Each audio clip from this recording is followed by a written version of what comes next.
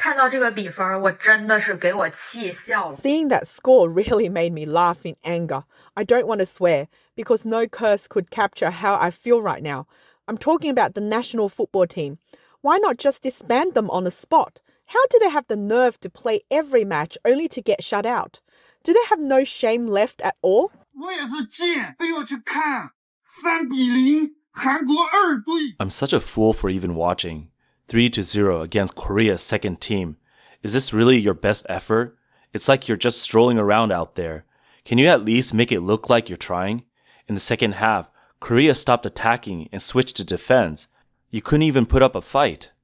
On July 5th, the Chinese national football team arrived in South Korea for the 2025 East Asia Cup. On July 7th, during the match, China struggled in the first half, failing to make an impact and conceded 2 goals. Early in the second half, they were scored on again. In the end, China suffered a 0-3 defeat to South Korea. 这是韩国的非主力球员呢。 These were not even Korea's main players, and they just come off their own league matches, so they were at a fitness disadvantage. Meanwhile, our lineup was full strength, and we still played like that. I don't understand why these young players, averaging 25 years old, stroll around the field like retirees. Losing is nothing new for China's national football team, but this time, their defeat sparked a new wave of criticism after their luggage became a trending topic on Chinese social media. 国足0-3输给韩国队也就算了。 Losing 0-3 to Korea might be forgivable. Fans are used to losses. But 51 people checked in luggage for a total of 140 pieces. Are they there to bring honor to the country or for a vacation? Do other national teams check in this much luggage? After the defeat to South Korea, Chinese players were photographed returning with large amounts of luggage.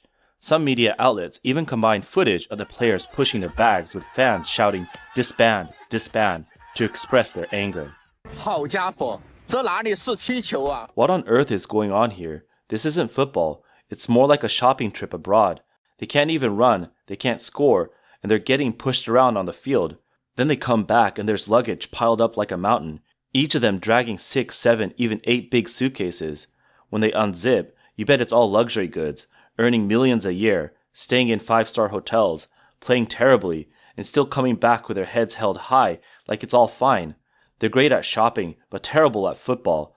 They can't play, but they're champions at wasting money, taking fans' expectations and throwing them in the trash, acting like they're royalty with those big salaries. Do they have no shame? 国足球员们人手5-6个大行李箱。 The national team players each had 5 or 6 large suitcases, all lined up in a neat row, looking more organized than their play on the field. From a distance, it looked like a group of shopping agents returning home, or like business owners coming back from a wholesale market abroad. Is this called a football match? I will call it a government-funded shopping trip with a side of football. The 23 players who attended the tournament were seen with an unusually large amount of luggage. Reports claim there were 657 pieces in total, with an average of 28 pieces per person. In just 2 days, the luggage alone was over 400 kilograms overweight. Airport staff were stunned, and the team's charter flight was delayed by 2 hours because of the excess baggage. Many people mock the situation on social media. Are they going to play football or move houses? Is the national team treating Korea like a duty-free store? Even Tang Sanzang, the Buddhist monk from the novel Journey to the West, didn't have this much luggage. At the airport, players were seen pushing their suitcases with blank expressions. Online users were quick to comment, "No shame in losing, but they treat their luggage like it's precious." Some even suggested the Football Association should check the contents of the bags to ensure there's no misuse of public funds. Some fans went as far as calling for the team to disband. Just disband already, it's embarrassing. One user wrote bluntly, "If the national team put as much effort into playing football as they did packing their bags, they would have qualified for the World Cup by now." Another fan did the math. 400 kilograms of excess baggage meant tens of thousands in shipping fees, money that could have been better spent hiring a few good coaches. As public outrage grew, China's national football team quickly responded with a statement, claiming the delegation consisted of 51 people and that 140 pieces of luggage were checked in, including 84 pieces of personal luggage and 56 pieces of equipment. They even listed specific items like flagpoles and yoga mats. However, the public wasn't convinced. Already frustrated by the loss, they had no outlet for their anger and now with a large amount of luggage being checked in, it only added fuel to the fire. 韩国媒体直接嘲讽我们国足连当陪练。 When you left, you brought everything except your fighting spirit. So many suitcases. But when you came back, the only thing you lost was your passion, yet you didn't lose anything else. And the result? A 0-3 loss to Korea's second team. The second team, guys, not even their first team. We didn't even manage a single shot on goal. You know what's really ridiculous? The uniforms we wore during the match were so clean. I don't even know if they actually played. They looked spotless, not a bit dirty, and I don't know why. Every time I saw them defending, they were standing 3 meters away from the opposition. At that distance, you don't need to break a sweat, let alone get your uniform dirty. No need to wash it when you get back. The commentator expressed frustration, noting that while Japan's team stayed in budget hotels for the match, the Chinese team booked an entire luxury hotel and checked in a large amount of luggage. He pointed out that the contents of the bags remain unclear. Whether they were filled with sea cucumbers or duty-free goods, nobody knows. The football fans can clearly see the players' lack of motivation. The luggage controversy became a scapegoat, but the real issues are on the field and run much deeper. One comment summed it up: 10 games, 10 losses, poor technique, constant ridicule, and struggling to hide their embarrassment. Despite all the luxury, the team remains weak, unable to perform, and ultimately defeated. In the 2025 East Asia Cup, China lost to South Korea. On the evening of July 12, they faced Japan and lost again, with 2 consecutive defeats in the tournament. They set a record of 27 years without a win against Japan.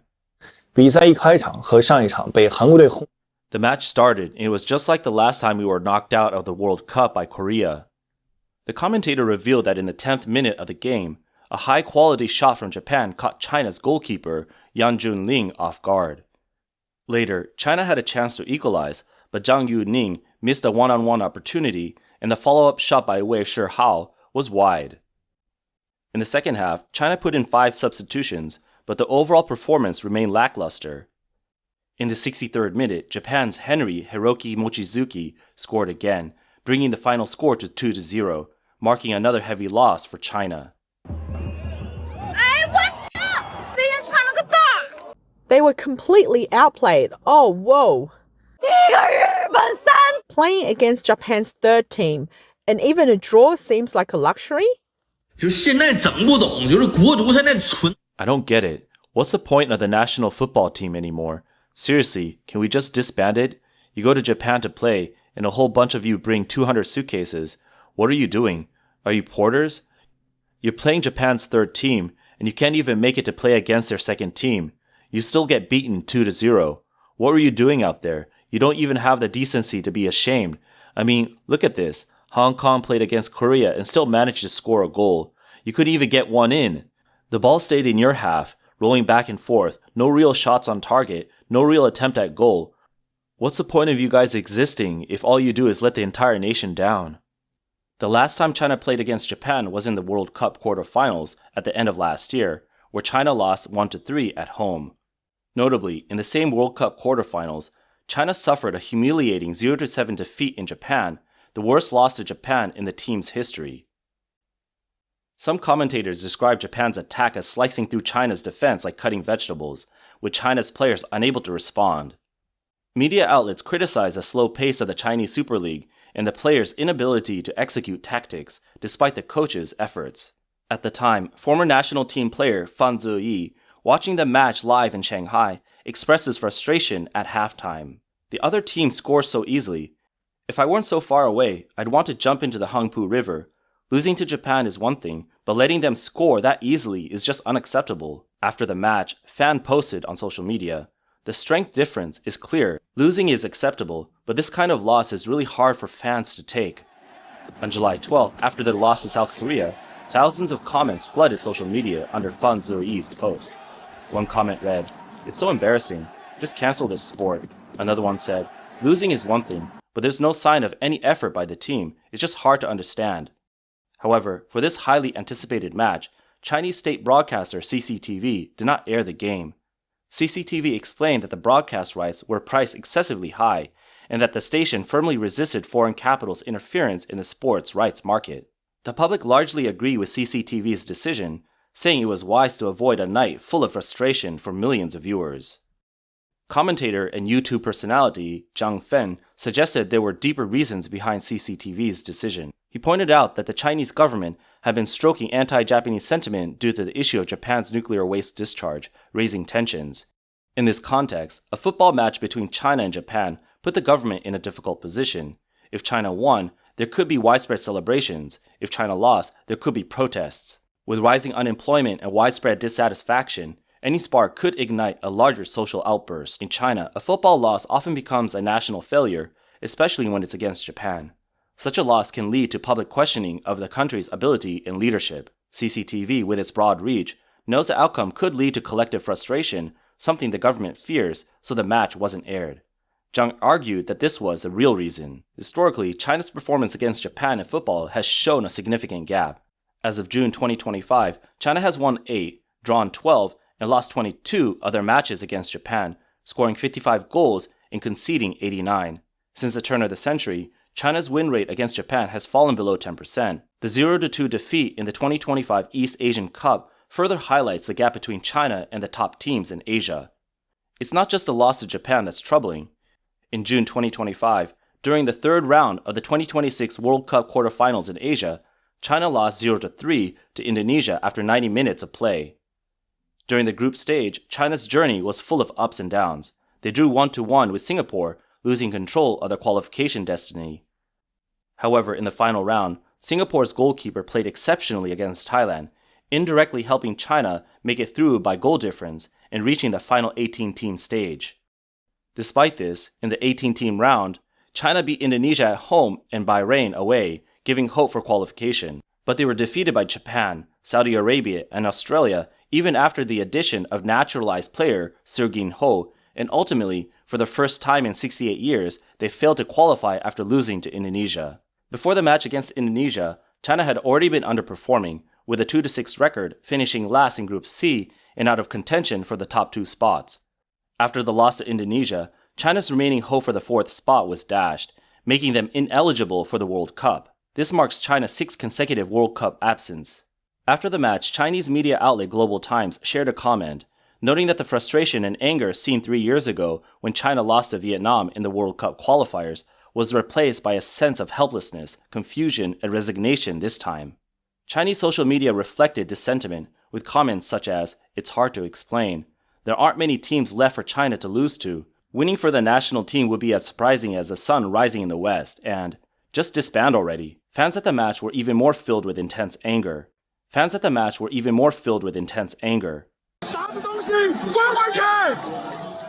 What is this? Just go back home. The fans then shouted, "Disband, disband.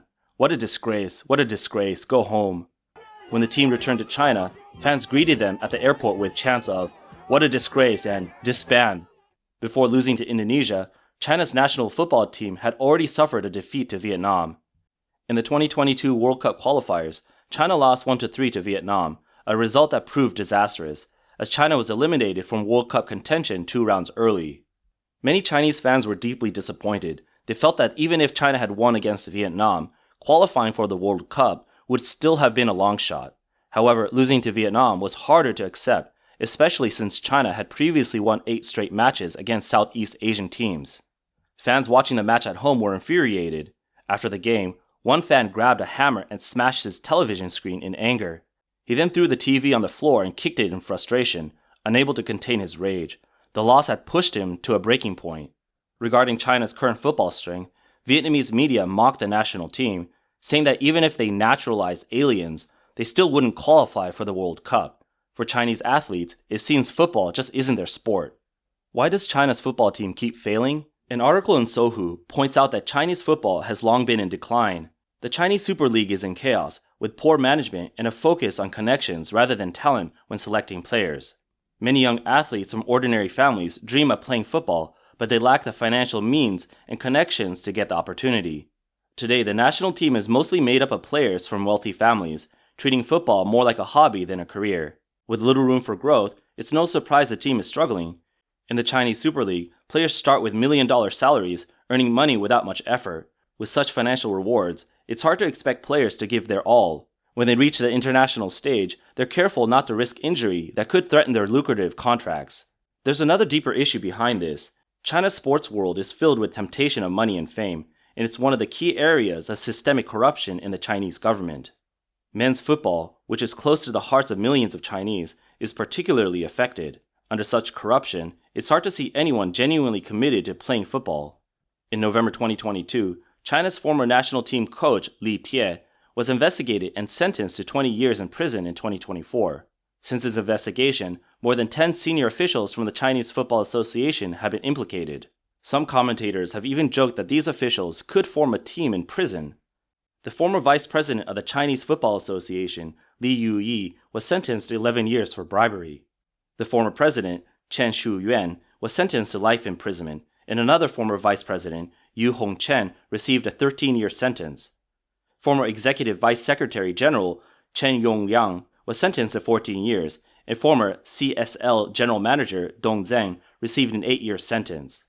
Independent writer Zege Mingyang has pointed out that money can buy officials and fix matches, so what's the point of spending so much effort training and improving skills? A former member of the Chinese People's Political Consultative Conference, Lu Mengshong, has also commented that the poor performance of China's national team is a systemic issue. He argued that with such corrupt leadership, it's impossible to build a disciplined and successful team. While the Chinese Football Association is officially a ministerial-level organization, it has thousands of officials across various levels. Liu questioned how such a large structure could fail to efficiently manage a football team of just 11 players, calling it absurd.